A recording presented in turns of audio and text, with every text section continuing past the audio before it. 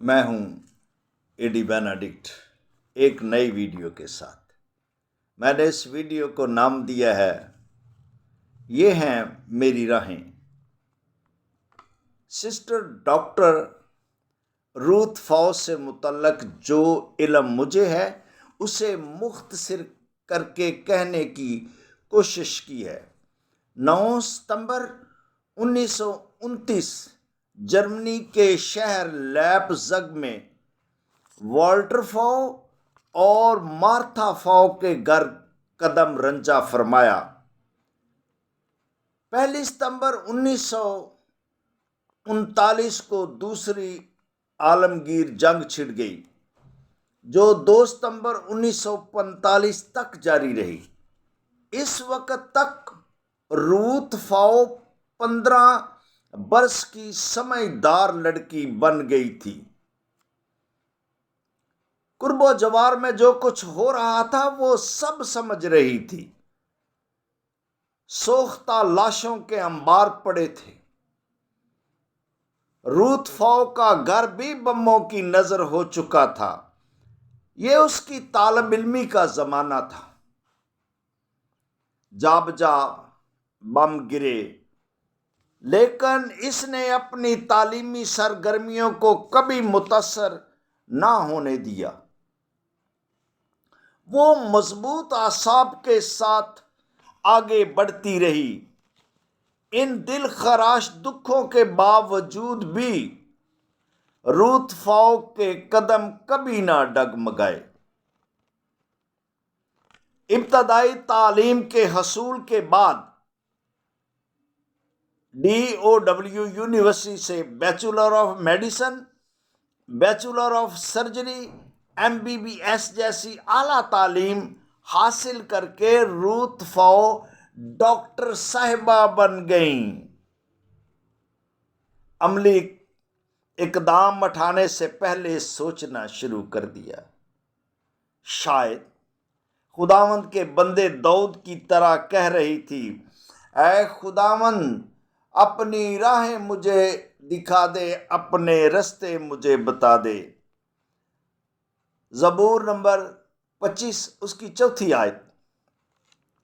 Doctor साहिबा ने मशरक में रहने वालों की मुफलसी और नादारी के मुतल्लिक काफ़ी पढ़ा था।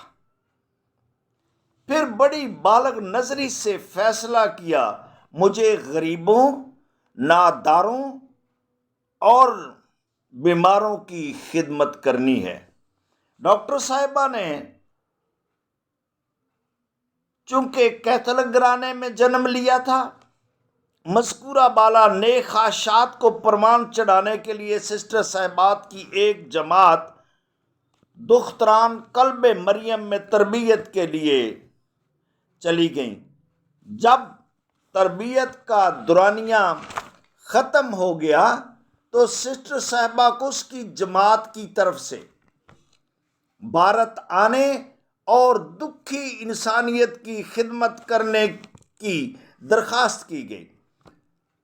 सिस्टर जी की भी ये आरजू थी कि वो एशिया में अपनी खिदमत सर अंजाम दे।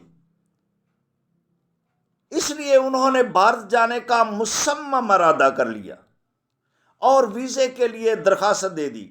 बड़ी शिद्दत से वीज़े का इंतज़ार करने लगी। इसी असना में बाप की मौत की खबर मिली तो फ्रांस से वतन लौट आई। दोबारा फ्रांस आने पर इल्म हुआ कि भारत का वीज़ा नहीं मिला। किसी ने मशवरा दिया कि पाकिस्तान जाएं, जो एक नया मुल्क है, वहां से भारत जाने का वीज़ा आसानी से मिल जाएगा। इतने में मैक्सिको से ताल्लुक़ रखने वाली सिस्टर डॉक्टर ब्रेनस वार्गस, जो फार्मासिस्ट यानी माहर दवा साजी थी, उसने सिस्टर जी को पाकिस्तान आने की दावत दे दी, जो उन्होंने कबूल कर ली। 1960 में फ्रांस से कराची चली आईं। तब तक जर्मनी जंगी असरात से बाहर आ चुका था। ایک دن ڈاکٹر صاحبہ اپنی ساتھی سسٹر برینس کے ہمراہ کراچی کے شہر آئی چندریگر روڈ آئیں، جہاں وہ کوڑیوں کا علاج کرتی تھیں۔ وہاں انہوں نے اپنی مدد آپ کے تحت گتوں کی ڈسپنسری بنا رکھی تھی۔ بقول ڈاکٹر روت فو جا بجا وہاں گندگی کے ڈھیر تھے، مکھیوں اور دیگر حشرات الارض کا بسیرا تھا۔ گندا پانی گندگی کے ڈھیروں کے گرد جمع تھا۔ جب سسٹر جی کی نظر جزامیوں یا کوڑیوں پر پڑی تو ان کے جسم پر بھی اسی طرح کیڑے رینگ رہے تھے جیسے گندگی کے ڈھیروں پر۔ ان کے جسموں اور گندگی کے ڈھیروں سے اٹھنے والا تعفن نے ماحول کو انتہائی کراہت زدہ بنا رکھا تھا۔ جنگ سنڈے میگزین 20 اگست 1917 کو خصوصی اشاعت میں طلعت عمران صاحب کہتے ہیں، مکلوڈ روڈ موجودہ آئی چندریگر روڈ کے قریب ایک جھونپڑ پٹی میں، جہاں جانوروں سے بدترین زندگی بسر کرنے والے جذام کے مریضوں کا علاج شروع کیا، جبکہ کوئی مقامی ڈاکٹر قریب آنے پر بھی آمادہ نہ تھا۔ انہوں نے بے بس، لاچار اور بے آسرا مریضوں کا سارا درد اپنے اندر سمیٹ لیا، حتیٰ کہ ان کے جسم سے اٹھتا ہوا تعفن اور کل بلاتے ہوئے کیڑے بھی ان کے عزم کی راہ میں حائل نہ ہو سکے۔ 57 برس قبل پاکستان کی سرزمین پر قدم رکھنے والی ڈاکٹر روت فو نے سکردو سے لے کر افغانستان تک لاتعداد مریضوں کا علاج کیا۔ انہیں ایک اچھی ٹیم کا ساتھ رہا ہے۔ خصوصی اشاعت میں یہ ذکر کیا گیا ہے، کچھ لوگ ترس کھا کر جھونپڑیوں میں روٹی پھینک دیتے جو کیچڑ میں لتھڑ جاتی۔ یہ قابل رحم لوگ اس طرح کی روٹی کھا کر زندہ تھے۔ دوران علاج اس نے بڑے لاچار، مصیبت زدہ، ناقابل دید، دل و دماغ کو جھنجھوڑ کر رکھ دینے والے واقعات دیکھے۔ ایک دن علاج کی غرض سے ڈسپنسری کی طرف آتے ہوئے ایک آدمی کو دیکھا جو چوپایوں کی طرح چل رہا تھا۔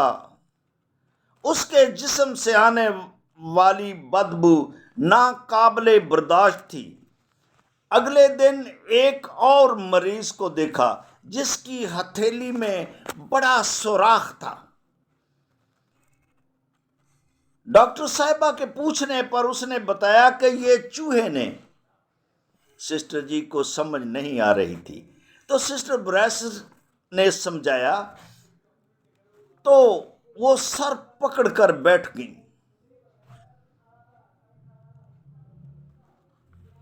ڈاکٹر صاحبہ فرماتی ہیں، میں سوچ بھی نہیں سکتی کہ دنیا میں ایسی لاچار اور قابل رحم مخلوق ہے جو چوہوں کی خوراک بن رہی ہے۔ پھر اس نے بھارت جانے کا ارادہ ترک کر دیا۔ اپنے نجات دینے والے خداوند یسوع مسیح کی طرح کوڑیوں کی آواز سن لی تھی جو یہ کہہ رہے تھے، اے یسوع ہم پر رحم کر۔ مقدس لوکا کی انجیل کے 17ویں باب سے۔ اب کوڑ پاکستان میں نہ ہونے کے برابر ہے۔ اب میں بلند آواز سے کہہ رہا ہوں، ڈاکٹر سسٹر روت تو فاتح ہے،